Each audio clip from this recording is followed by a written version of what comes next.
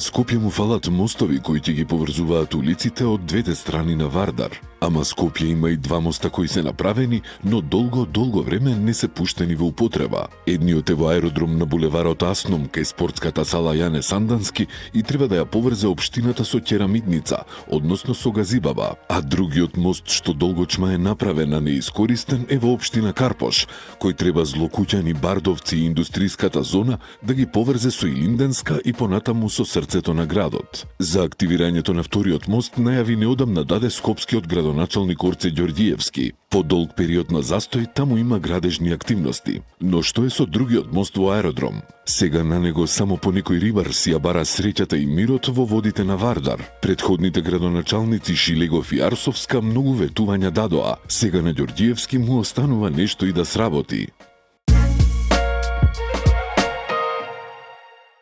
Сейф Сити ќе има толеранција при мерењето на брзината. Имено по бројните реакции од скопјани дека по воведувањето на системот повеќе ќе гледаат во километражникот отколку каде возат, министерот за внатрешни работи Панче Тошковски најави дека откако системот ќе почне да казнува, ќе има мала толеранција. Дозволеното пречекорување на брзината ќе биде иста како и она што се применува кај останатите полициски радари. За брзини до 100 км на час ќе има толеранција од 6 км, за брзини над 100 км на час 8 км. Тоа значи дека во Скопје, каде што е дозволено возење до 50 км на час, безбеден град ќе регистрира прекршок од 57 км на час па нагоре. Ќе има ли и други измени во системот, ќе се дознае пред неговото официјално пуштање во работа. Градоначалникот на Скопје Орце Ѓорѓиевски во поширока објава на Facebook остро ги нападна неговите предходници на функцијата Данила Арсовска и Петре Шилегов, велејќи дека наследил девастирани јавни предпријатија, хаос во образованието, долгови, неисчистено Скопје кое не се украсувало за Нова година. За само 40 дена направивме повеќе во образованието отколку што некои не успеале во цел мандат. Градиме спортски терени во 6 средни училишта, обезбедуваме прочистувачи на воздух за секоја училница, нова IT опрема, смарт табли, лаптопи, нови клупи и столчиња, како и опрема за информатичките кабинети. Вели Ѓорѓиевски и додаде дека се обезбедени средства за Луна паркот, за првата фаза од првата подземна сообраќајница кај Лимак и за кружниот тек во Ѓорче Петров. Советот на општина Центар го усвои буџетот за 2026 година. Проектиран е на приближно 20 милиони евра, од кои 43% се наменети за капитални инвестиции, а 57% за тековни оперативни расходи. Во делот на капиталните проекти, општина Центар обезбеди средства за изградба на модерен дом за стари лица, нова детска градинка во близина на клиничкиот центар, а се планира изградба на граѓанско-административна зграда.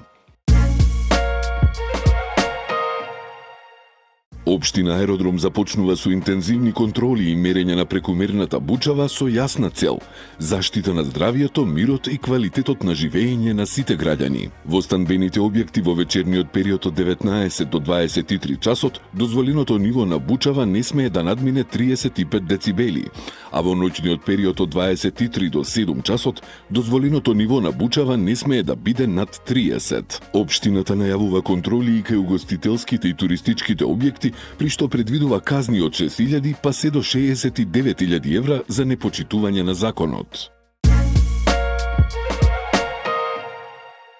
Поранешниот градоначалник на Центарот СДСМ Саша Богдановиќ влезе во војна со својата партија. Најпрво тој на Facebook напиша дека последните пресконференции на СДСМ се како да ги пишува некој задоеник со усташка идеологија или наследник на врховистичка балистичка идеја, таргетирајќи еден народ и една земја која секогаш имала братски пристап према Македонија. Како припадници на српската заедница секогаш сме давале придонес за развој во разни полиња во државата и така ќе биде и во иднина, но очигледно на некоја група во СДСМ, која најверојатно треба да се докаже на некој србофоб и србомразец, во скоро секоја втора или трета објава споменува српски, Србија, Срби и така натаму, напиша Богдановиќ. На ваквите обвинувања експресно возвратија од СДСМ.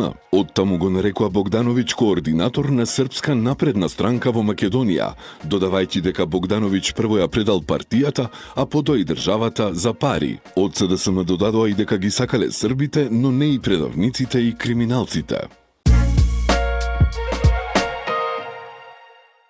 Извлечено е машко тело од реката Вардар. Имено вчера по 14 часот во СВР Скопје е пријавено дека околу 11 часот во водите на реката Вардар, во атарот на село Трубарево, Скопско, е пронајдено и извлечено тело на машко лице. По извршена проверка утврдено е дека станува збор за 71 годишен скопјанец, за кого претходниот ден било пријавено дека исчезнал. На местото на настанот извршен е увид, а по наредба на јавен обвинител, телото на починатиот е предадено на обдукција за утврдување на причините за смртта. Новогодишен базар во село Марино под мотото Патека на радоста ќе организира општина Илинден од утре до недела. Базарот не е наменет само за жителите на општина Илинден, туку со отворена покана ги очекува и сите граѓани од околните општини, за заеднички да се почувствува празничната радост и да ги прославиме новогодишните и божичните празници во духот на заедништвото.